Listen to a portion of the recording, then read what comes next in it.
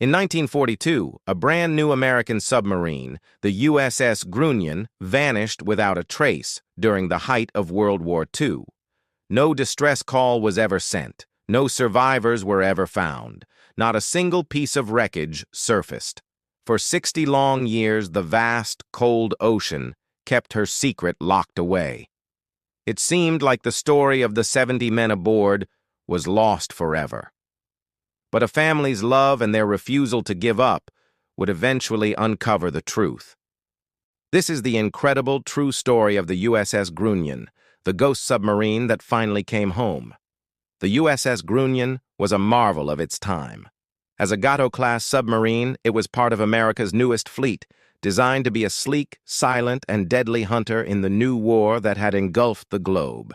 Under the command of Lieutenant Commander Abele, the Grunion was dispatched to one of the harshest and most remote theaters of the war, the icy, fog-shrouded Aleutian Islands of Alaska.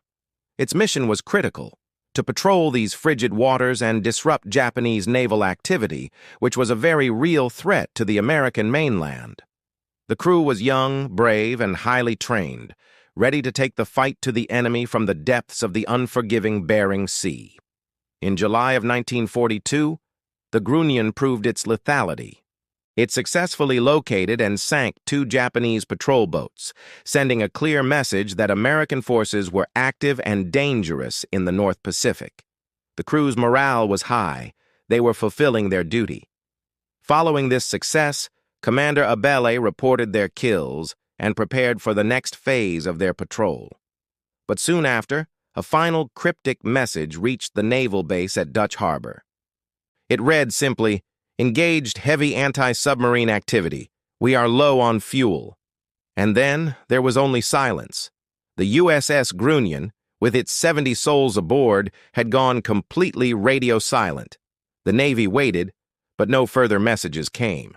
The hunter had seemingly become the hunted, and then it simply disappeared.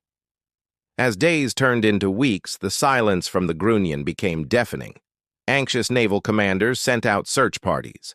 Planes scoured the gray, choppy seas around the Aleutian chain, particularly near the island of Kiska, where the Grunion was last known to be operating. Ships crisscrossed the area, their crews scanning the horizon for any sign of the missing sub, a piece of floating debris, a life raft, even an oil slick that might indicate where she went down. But they found nothing. It was as if the ocean had just swallowed the submarine whole, leaving not a single clue behind. The search was eventually called off. With heavy hearts, the Navy officially declared the USS Grunion and its entire crew of 70 men lost at sea, presumed victims of enemy action. Back home, families received the dreaded telegrams, each one starting with the gut-wrenching words, "The Navy Department regrets to inform you." For the families, especially for Commander Abele's 3 young sons, it was a loss that would cast a long shadow over their lives. While the official report closed the book on the Grunion, these young boys held onto a sliver of hope, refusing to believe their father and his crew were gone forever without a story. For the next 60 years, the story of the USS Grunion faded from public consciousness, becoming just another tragic statistic in the immense human cost of World War II. The war ended, the world moved on, and the memory of the lost submarine and its crew was kept alive only by the families they left behind. But Commander Abele's sons, Bruce, Brad, and John, never forgot. The mystery of their father's disappearance became a defining part of their lives. Now grown men, they decided to do what the Navy couldn't. They would find the Grunion. In the early 2000s, they launched an ambitious private search. Their journey began not at sea, but in dusty archives. They spent countless hours poring over declassified Navy documents, old ship logs, and obscure Japanese war records. They were looking for a needle in a historical haystack. Then, they found a critical clue: a translated report from a Japanese transport ship, the Kano Maru.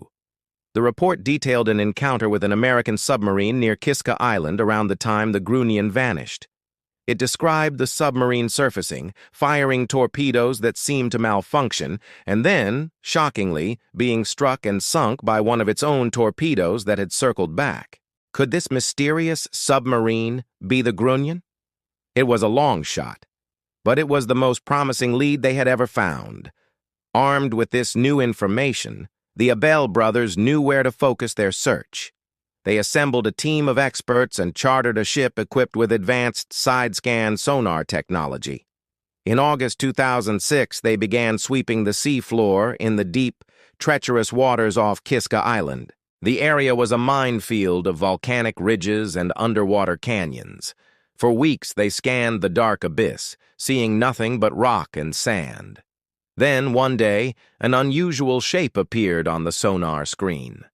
It was long, cylindrical, and man-made. It looked like a submarine. The team deployed a remotely operated vehicle, or ROV, a small underwater drone with a camera to get a closer look. As the ROV descended nearly 1,000 feet into the crushing darkness, the ghostly image of a wreck slowly came into view. The hull was split open, and the bow was severely crushed inward, consistent with a massive frontal impact. After further analysis of the wreck's features, comparing them to the original blueprints of the Grunion, the identification was confirmed. It was her. They had found the USS Grunion. The evidence strongly suggested that the Japanese report was correct. A faulty Mark 14 torpedo, known for its unreliability early in the war, had likely malfunctioned, circled back, and struck the Grunion, sending it to the bottom in minutes. It was a tragic, ironic end, a hunter destroyed by its own weapon. The ocean had held the secret of the USS Grunion for over 6 decades, but the unwavering love and dedication of a family refused to let it be forgotten. The discovery brought closure not just for the Abele family, but for the descendants of all 70 men who were lost. When the Abele brothers and their team floated above the wreck site, they held a memorial service. They dropped a bronze plaque into the sea, a final tribute to the crew. The plaque read, "We pray that you are now at peace. You are not lost. You are home." The 70 men of the USS Grunion were no longer missing beneath the waves. Their final resting place was known, and their story, a powerful testament to sacrifice, mystery, and a family's enduring love, could finally be told. Thanks for watching. If you found this story as moving as we did, please like this video and subscribe for more incredible tales from history.